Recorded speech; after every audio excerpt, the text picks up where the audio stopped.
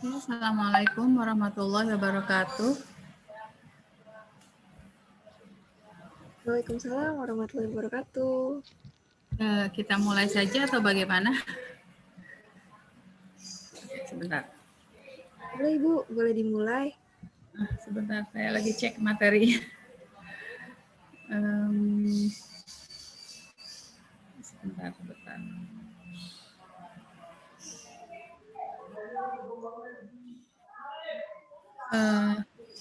Oke, Assalamualaikum warahmatullahi wabarakatuh. Alhamdulillah pada kesempatan sore hari ini kita akan mengikuti kegiatan webinar yang akan disampaikan oleh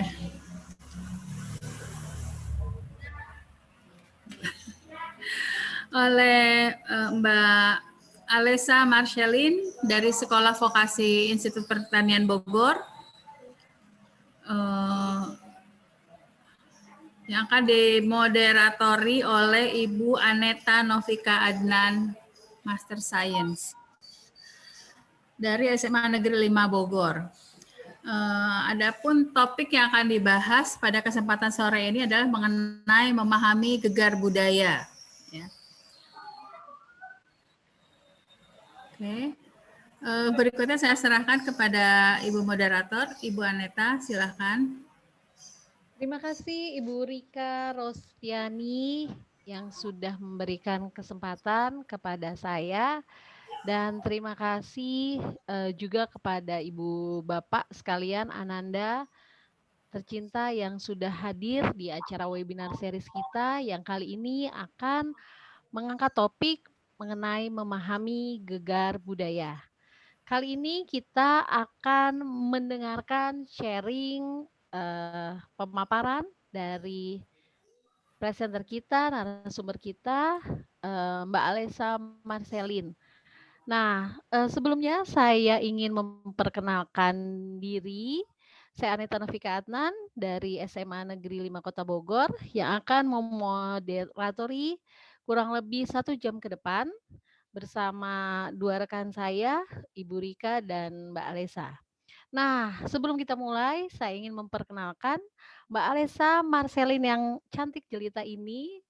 Ternyata kalau dituliskan riwayat hidupnya dengan usia yang masih 20 tahun dan sekarang sedang mengenyam studi di Sekolah Vokasi IPB, ternyata banyak sekali prestasinya khususnya dalam organisasi. Beliau sudah malang melintang dari bangku SMP ya Mbak ya? Betul ya Mbak Alessa? Ya betul Ibu. Iya.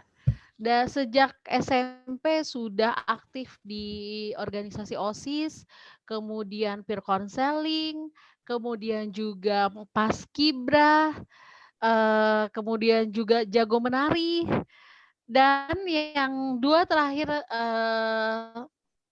Mbak Alessa juga tidak hanya mengepakkan sayapnya saja di dalam negeri, tapi dia juga mencoba untuk membuka relasi Mbak Alessa untuk join di MUN ya, kegiatan MUN dan ASEAN Youth ya.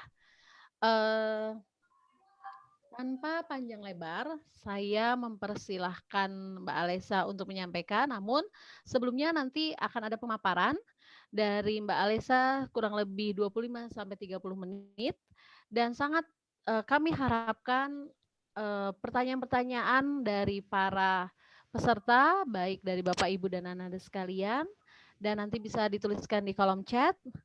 Kemudian nanti ada sesi menjawabnya dan closing statement. Terima kasih, saya kembalikan ke presenter kita, Alessa Marcelin. Oke, baik. Terima kasih untuk Ibu Anita dan juga Ibu Rika. Selamat sore, Bapak dan Ibu dan juga teman-teman sekalian. Pada hari ini, saya akan menjadi presenter pada sesi kali ini. Oke, saya akan share screen terlebih dahulu ya.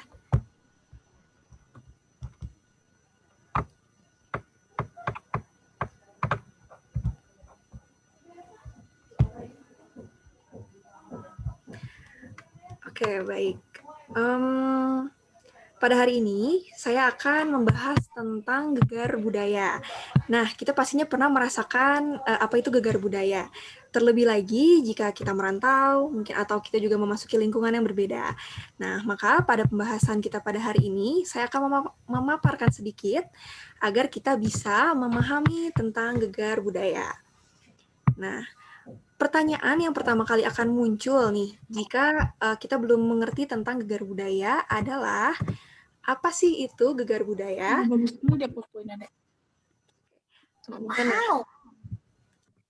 Gegar budaya atau culture shock menurut Oberg adalah adjustment to new cultural environments, atau jika ditranslate ke bahasa Indonesia adalah penyesuaian terhadap lingkungan budaya yang baru. Atau juga gegar budaya adalah kegelisahan yang terjadi secara cepat karena adanya rasa kehilangan semua simbol dan tanda-tanda yang sudah terbiasa atau familiar dalam berinteraksi dan pergaulan sosial. Nah, maksud dari tanda-tanda di sini adalah kebiasaan. Nah, bisa dalam bentuk komunikasi secara nonverbal, cara kita berjabat tangan, cara kita menyapa, bahasa yang digunakan, cara berpakaian, dan lain sebagainya. Lalu, dengan adanya perubahan yang terjadi di sekitar kita, maka tubuh kita juga akan belajar untuk menyesuaikan dengan keadaan.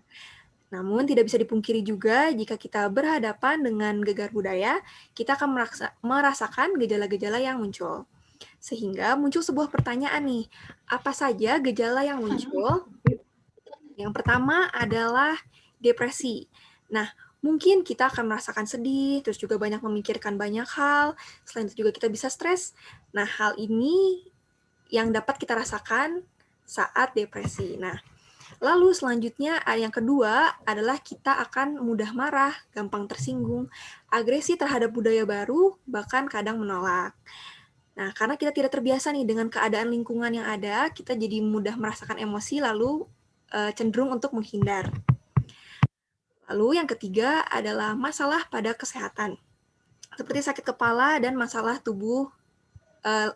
lain pada tubuh. Nah, hal ini juga bisa dikaitkan dengan psikosomatik, atau keadaan di mana kita merasakan sesuatu karena sugesti yang muncul, dan yang dirasakan dapat berpindah-pindah. Namun, keadaan kesehatan juga bisa disebabkan karena hal-hal lain juga, seperti cuaca yang sangat berbeda dengan tempat kita tinggal, sanitasi di lingkungan baru tempat kita tinggal juga berbeda, dan juga karena stres, daya tahan tubuh kita menjadi menurun. Nah, lalu pada akhirnya, kita juga, jika kita tidak nyaman dengan lingkungan baru ini, misal dalam hal ini kita sedang merantau atau berpergian jauh, maka akan muncul juga keinginan yang memuncak untuk pulang ke kampung halaman. Dan banyak pula gejala-gejala lain yang bisa kita temukan, seperti menjadi pemalu, tidak percaya diri, terus juga mudah untuk hilang fokus, seperti tatapan kosong, dan lain sebagainya. Lalu gejala-gejala ini juga akan muncul di awal-awal kita memasuki lingkungan baru. Gejala ini juga bisa dirasakan dalam jangka waktu tertentu, tergantung kepada pribadi masing-masing. Ada yang mudah menyesuaikan diri, ada yang sulit, tetapi pasti akan ada waktu di mana kita terbiasa dengan keadaan. Ada tahapan-tahapan yang akan kita lalui pada gegar budaya. Lalu ada tahapan apa saja sih dalam gegar budaya? Yang pertama adalah honeymoon phase, atau di mana kita merasakan bahagia. Misalnya, seorang mahasiswa nih baru diterima di sebuah universitas, lalu akhirnya dia pindah ke tempat universitas itu berada, dan dia pasti akan merasakan senang, akan merasakan bahagia. Lalu memasuki fase kedua, yaitu adalah culture shock phase, atau merasa terasingkan. Nah, di dalam fase ini, karena adanya perbedaan, mungkin dalam logat, makanan, cara orang berjalan, dan juga bekerja dengan cepat. Nah, hal ini juga bisa membuat seseorang jadi merasa terasingkan, jadi merasa berbeda dengan orang-orang lain di sekitarnya. Lalu memasuki fase ketiga, yaitu adjustment phase, atau di mana orang mulai bisa berinteraksi. Nah, kita juga di fase ini, seseorang akan mulai untuk mencoba berbicara dengan banyak orang. Mungkin dengan teman, dengan guru, dengan polisi, pelayan restoran, dokter, ataupun pengemudi angkutan umum. Seperti itu. Lalu, di fase keempat atau fase terakhir, yaitu adalah bicultural phase, atau sudah merasa nyaman. Nah, di fase ini, orang juga sudah merasakan nyaman dengan dua budaya, yaitu budaya yang ia pegang sebelumnya dan juga budaya tempat ia tinggal saat merantau tersebut. Nah, dengan ini maka harus dituntut juga adanya keseimbangan nih antara budaya satu dengan budaya yang lainnya. Nah, lalu pastinya dengan kita memiliki tahapan berikut tersebut, maka akan ada cara mengatasi gegar budaya ini. Nah, lalu bagaimana cara mengatasi gegar budayanya? Yang pertama adalah kita bisa mencari teman baru. Nah, dalam hal ini, teman baru itu mungkin bisa jadi berasal dari daerah yang sama dengan kita, untuk akhirnya bisa berbincang dengan satu hal yang sama gitu. Nah, dari situ juga bisa membuka kesempatan kita untuk berbicara dengan orang lain. Lalu yang kedua adalah lebih banyak berbicara atau berinteraksi. Nah, walaupun kita sudah mencari teman baru, tetapi kita juga harus dituntut untuk bisa berbicara dengan orang lain, berinteraksi. Selain itu juga ini bisa melatih kita untuk belajar caranya berkomunikasi dengan orang lain, misalnya dengan berbahasa yang berbeda dan lain sebagainya. Lalu, kita juga bisa terlibat dengan kegiatan sekitar. Nah, kegiatan sekitar ini mungkin ada kegiatan perkumpulan mahasiswa dari daerah Jawa Barat. Nah, berarti nanti seseorang bisa terlibat dalam kegiatan tersebut seperti itu. Jadi bisa berbaur juga dengan orang-orang lain. Lalu mencari distraksi yang positif. Nah, mungkin bisa dengan melakukan hobi, bermain musik, atau sekedar membersih-bersihkan rumah, seperti itu. Dan juga membuka pikiran atau open-minded. Nah, di sini kita harus menyadari juga bahwa budaya itu tidak hanya yang kita miliki saja, dan banyak orang juga di luar sana memiliki budaya-budayanya masing-masing, sehingga kita harus bisa lebih beradaptasi dengan kebudayaan yang ada. Nah, lalu jika kita melihat juga di tengah pandemi kita saat ini, sebenarnya kita sedang merasakan kita sedang ada di tengah gegar budaya atau culture shock. Sebelumnya kita berinteraksi dengan orang lain itu dengan tatap muka langsung, tidak dengan media seperti laptop, tidak melalui internet dan lain sebagainya. Nah, kita sekarang itu dituntut untuk social distancing. Jadi yang sebelumnya kita berbicara dalam jarak dekat, misalnya berbicara ngobrol secara dekat, mau tidak mau kita diwajibkan untuk menjaga jarak 1,5 meter. Seperti itu. Jadi ada hambatan di sana. Nah, lalu juga kita harus bekerja di rumah menggunakan media sinkronus atau asinkronus. Kalau sinkronus itu menggunakan Zoom, Google Meet, dan lain sebagainya. Lalu untuk yang asinkronus itu menggunakan WhatsApp, dan seperti Line, dan lain sebagainya. Nah, selain itu juga kita harus berbicara terhalang oleh masker, seperti itu. Karena kita sebelumnya mungkin memakai masker hanya untuk naik motor atau mungkin sedang sakit. Nah, kalau untuk kondisi saat ini kita diwajibkan untuk memakai masker. Seperti itu. Nah, budaya sendiri itu memiliki arti kan sesuatu yang sudah menjadi kebiasaan. Nah, maka dari itu kita sedang merasakan gegar budaya atau culture shock, seperti itu. Nah, lalu dengan kita menghadapi culture shock ini, maka juga kita harus bisa mengatasinya. Nah, cara kita mengatasi gegar budaya di tengah pandemi COVID-19. Nah, yang pertama adalah berpikir positif. Nah, dengan kita berpikir positif ini, kita juga bisa jadi bisa menjadi sehat secara mentally gitu. Dan berpikir positif di sini bisa didukung dengan kita membaca berita, dengan kita menonton film yang seru, ataupun menonton TV dengan berita yang tidak membuat kita jadi tertekan seperti itu, atau mengurangi pemakaian media sosial karena terkadang media sosial itu bisa menjadi sumber ketakutan bagi banyak orang seperti itu. Lalu yang kedua adalah melakukan kegiatan di rumah.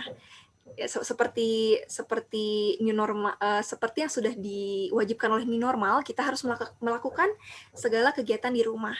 Nah, agar kita tidak bosan juga melakukan kegiatan di rumah, maka kita bisa melakukan, misalnya sebelumnya kita melakukan pekerjaan di luar rumah, gitu.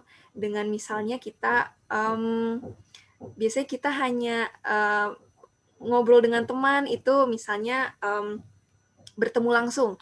Lalu dalam kesempatan di tengah pandemi ini, maka kita bisa berbicara dengan sanak saudara, dengan orang lain itu melalui media yang sudah disediakan yang disediakan di era saat ini seperti itu. Dan juga kita bisa mencoba untuk menjual barang-barang yang mungkin kita buat sendiri dan lain sebagainya. Nah, yang ketiga adalah menerapkan cara yang menarik. Nah, dari kita melakukan kegiatan-kegiatan di rumah, maka agar kita bisa tidak mudah bosan, maka kita dapat menerapkan cara yang menarik. Dalam hal ini bisa dalam proses pembelajaran, dalam proses kita bersosialisasi sehari-hari dan lain sebagainya. Nah, mungkin salah satu yang saya pernah lakukan adalah olahraga. Nah, sebelumnya saya itu jarang sekali olahraga. Nah, setelah di tengah pandemi ini, saya jadi lebih mempunyai motivasi untuk olahraga dan khususnya di dalam rumah. Seperti itu. Kalaupun ingin berjalan di sekitaran rumah, itu harus tetap dengan protokol yang ada seperti itu. Oke, baik. Mungkin itu saja untuk pemaparan materi saya pada hari ini. Semoga dari apa yang sudah saya sampaikan ini dapat bermanfaat bagi Bapak, Ibu, dan teman-teman semua. Saya kembalikan kepada Ibu Aneta selaku moderator. Terima kasih. Oke, terima kasih Mbak Alessa. Ini menarik sekali ya, karena topiknya itu sangat erat dengan apa yang kita alami saat ini. Mengapa demikian? Karena mau tidak mau, suka tidak suka, contohnya dengan kondisi COVID saat ini, kita harus beradaptasi, baik dengan kebiasaan baru atau teknologi baru nih, seperti webinar ini nih, biasanya kan webinarnya, seminarnya tuh face to face ya gitu. Nah, tanpa bisa dipungkiri ini juga bagian dari perubahan sosial ya, karena faktor tidak disengaja yaitu faktor bencana ya atau pandemi. Nah, untuk itu kami panitia membuka sesi pertanyaan yang seluas-luasnya, bisa dituliskan di kolom chat atau raise hand untuk memberikan pertanyaan-pertanyaan. Boleh silakan bertanya apa saja yang berkaitan dengan Gegar Budaya. Silakan.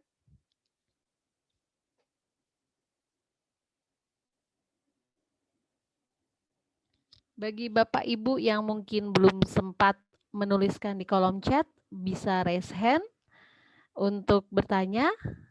Mbak Alessa sudah siap nih kayaknya untuk berdiskusi tentang perubahan sosial yang di dalamnya ada Gegar Budaya. Oke, sambil menunggu nih ya, Mbak Alessa, boleh ya saya mengawali nih ya. Semoga banyak yang tertarik bertanya.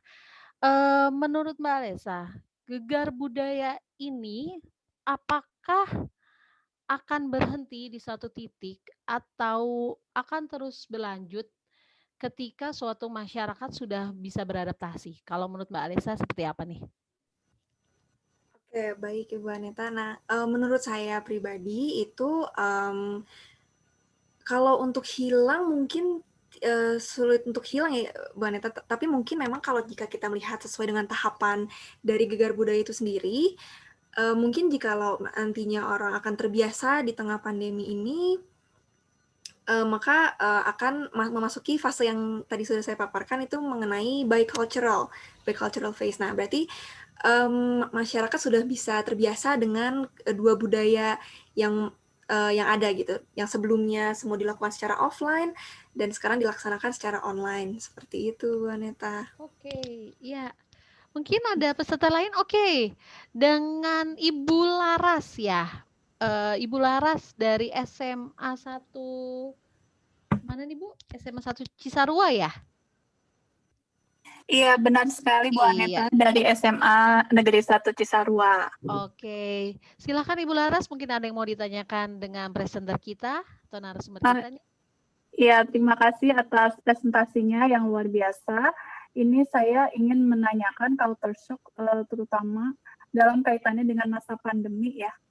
Jadi kita sudah mengalami masa pandemi ini cukup lama ya, di mana orang-orang mungkin di awalnya kan kaget dengan keadaan yang working from home, terus udah gitu belajar online dan sebagainya. Nah kemudian di saat ini saya rasa orang-orang sudah semakin terbiasa dengan keadaan ini. Nah, tetapi ketika akan kembali ke masa seperti biasa atau new normal, kok sepertinya ya, kenapa perasaan saya aja, kok sepertinya malah sebagian peserta didik atau mungkin orang yang Maaf bekerja Ibu Laras, makin lama makin jauh nih suaranya. Oh gitu, iya maaf. Oke, bagus lagi nih. Jadi seperti tadi kan sudah terbiasa ya dengan keadaan working from home atau belajar online. Nah, tapi ini kan sudah semakin dekat masanya dengan kembali ke new normal di mana sekolah dibuka, tempat kerja dibuka. Tetapi kenapa kok ada anggapan sebagian peserta didik atau siswa ataupun mahasiswa yang merasa sudah terlalu nyaman dengan keadaan belajar online. Nah, bagaimana cara membangkitkan lagi semangat anak-anak peserta didik seperti itu? Ya, terima kasih. Oke, baik, Ya, Ibu terima Laras. kasih Bu Laras. Iya, bagus sekali pertanyaannya. Bu Alesa, Mbak Alesa mau ditampung dulu atau mau langsung dijawab nih? Mungkin saya Pertanyaan langsung dari menjawab Bu saja, Laras. Ibu Aneta. Oke, ya, dipersilakan Ibu Mbak Alesa. Oke, baik. Halo Ibu Laras. Nah, jadi memang sejujurnya saya sendiri itu sudah cukup nyaman dengan keadaan yang serba online ini gitu, Ibu Laras. Karena saya juga merasa jadi lebih bisa untuk mengembangkan diri, untuk merefleksikan diri, seperti itu.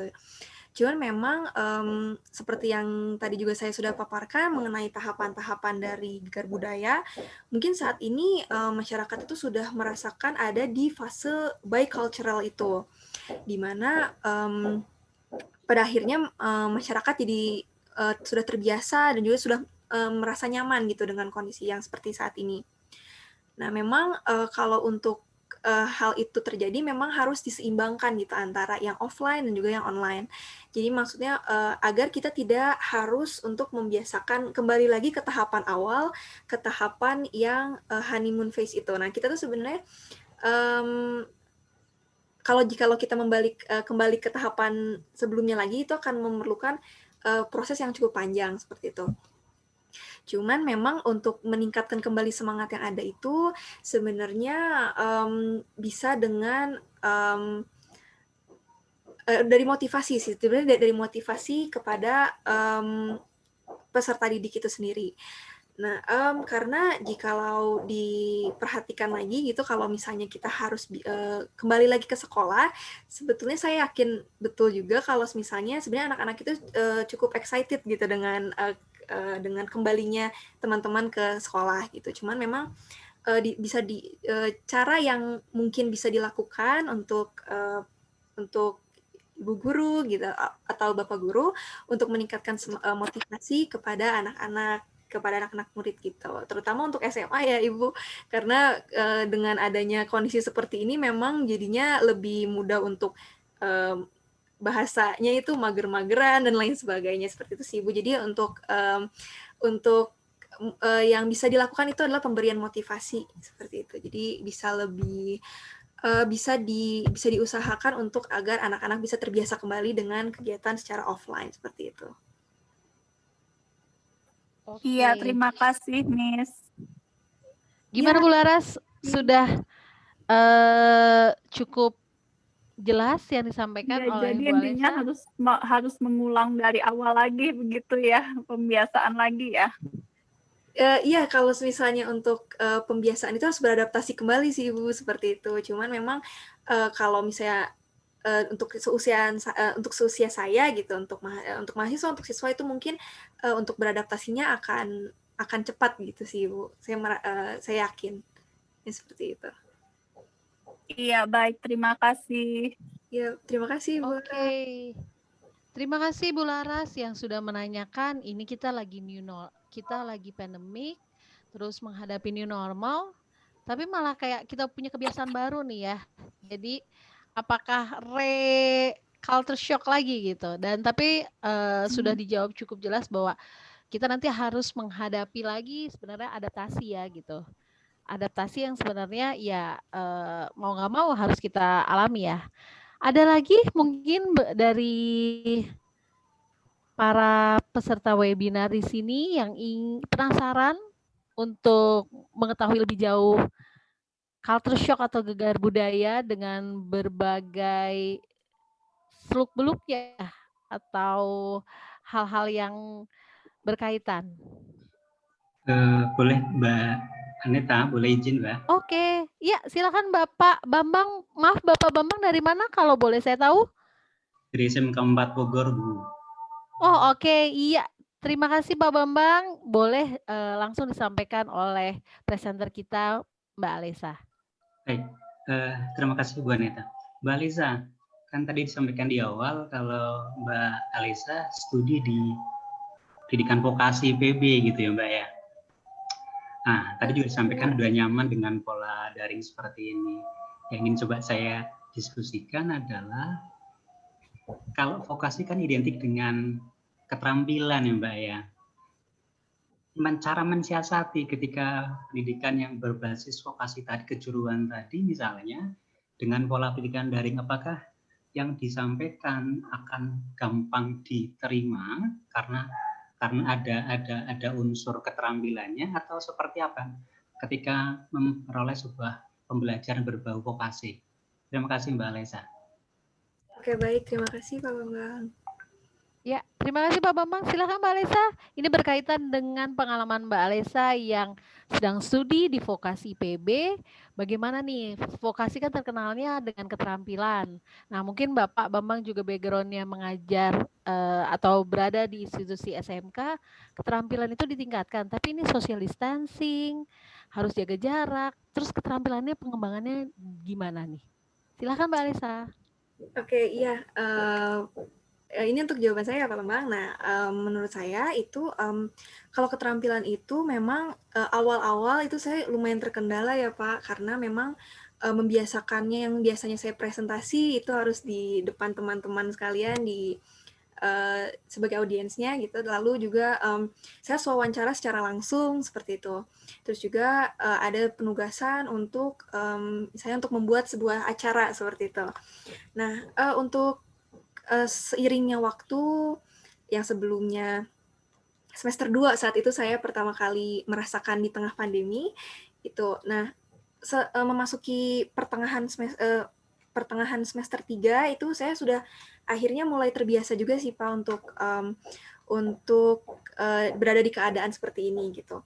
Dan untuk keterampilannya sendiri sebetulnya saya merasanya memang tidak ada kekurangan dalam penyampaian materinya, pemahaman saya terhadap materi seperti itu. Karena di semester 3 kemarin juga saya akhirnya bisa melaksanakan webinar bersama teman-teman saya di mata kuliah event organizer saat itu. Nah, saat itu kita akhirnya bisa mengundang dari beberapa narasumber, ada psikolog, lalu juga ada beauty influencer, dan lain sebagainya. Seperti itu. Nah, jadi untuk pemahaman materi, pemahaman keterampilan itu sendiri sebenarnya tidak berkurang untuk diri saya sendiri gitu. Tapi memang untuk teman-teman yang lain yang menceritakan kepada saya itu memang terkadang ada yang kesulitan karena memang kalau belajar secara online itu mereka jadi mudah mengantuk dan lain sebagainya. Jadi informasi atau materi yang disampaikan oleh dosen itu jadi tidak langsung diterima gitu. Jadi sulit untuk pemahamannya seperti itu. Lalu juga kalau untuk semacam presentasi, wawancara itu, jadi dari kita sendiri itu sudah memanfaatkan penggunaan Zoom dan lain sebagainya gitu. Dan jadi untuk menurut saya sendiri sih untuk pemahaman materi, untuk keterampilan itu sebetulnya tidak ada yang berkurang, hanya saja memang medianya yang berubah seperti itu. Yang sebelumnya kita bertatap langsung dengan audiens secara langsung, dan mau nggak mau sekarang kita harus berhadapan dengan layar komputer, layar handphone, dan lain sebagainya seperti itu. Lalu juga itu sih kalau untuk belajar gitu, saya malah merasa seperti mudah untuk mencari informasi dari tempat-tempat lain seperti itu. Karena kalau di kampus saat itu hanya belajar di lingkungan di kelas saja gitu. Kalau sekarang saya bisa mengeksplor ke berbagai tempat lagi seperti itu sih, Pak. Oke, Baik, terima kasih Mbak Alisa. Ya, terima kasih. Oke, iya, berarti secara tidak langsung di dunia kampus atau di dunia pendidikan juga mengalami gegar budaya ya, Mbak Alisa ya, walaupun levelnya juga sudah mahasiswa ya. Iya, Tapi iya, mereka akhirnya beradaptasi ya. Betul, Ibu.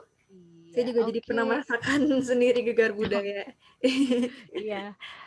Mungkin masih ada yang penasaran lagi tentang gegar budaya, baik mau dilihat dari sisi mungkin ekonomi, sosial, atau bidang-bidang yang lainnya bagi para peserta webinar kali ini? Masih ada yang ingin ditanyakan?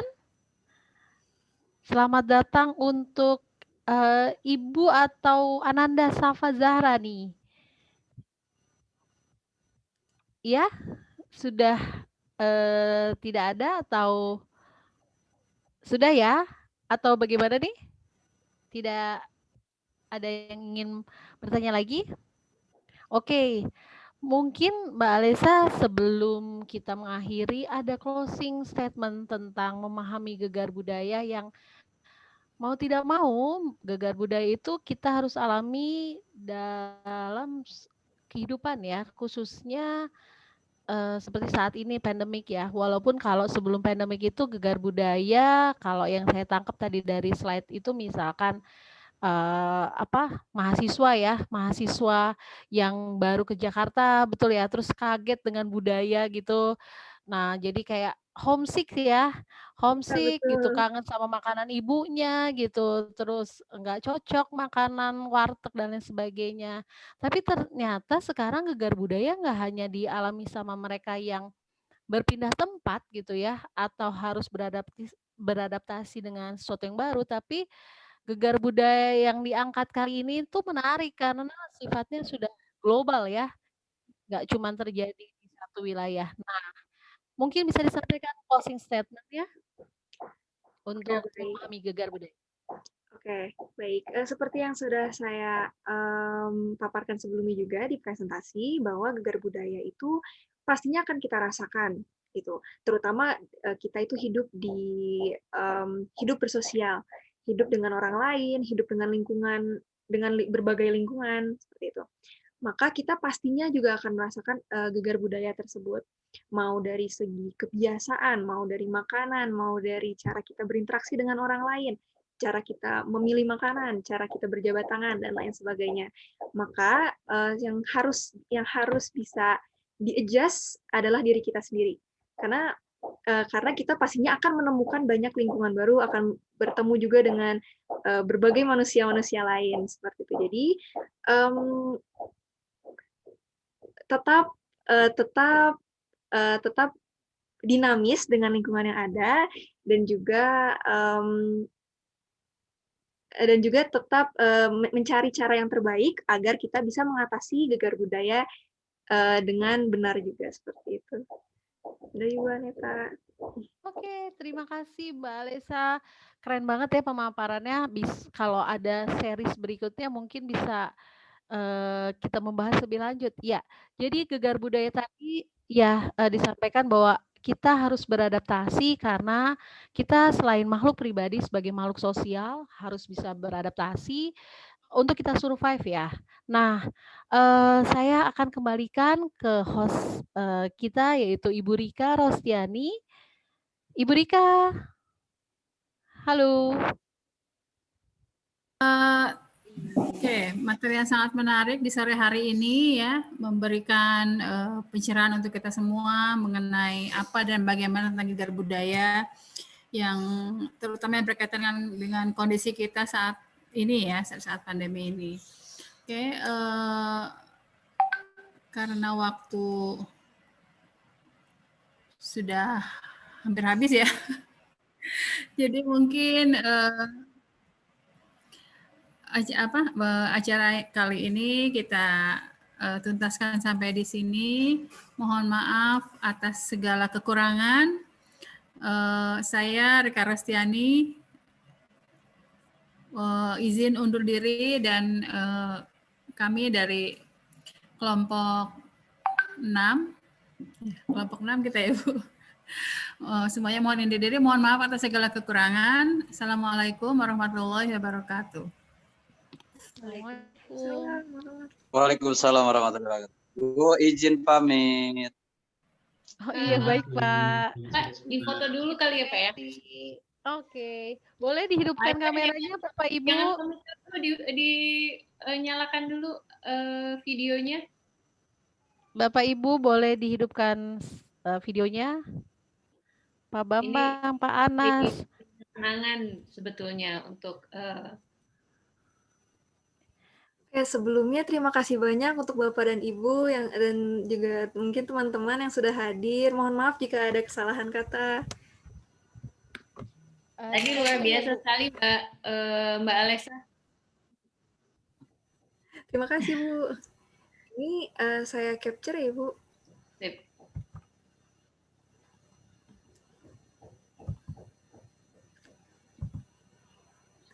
Oke baik. Oke, kita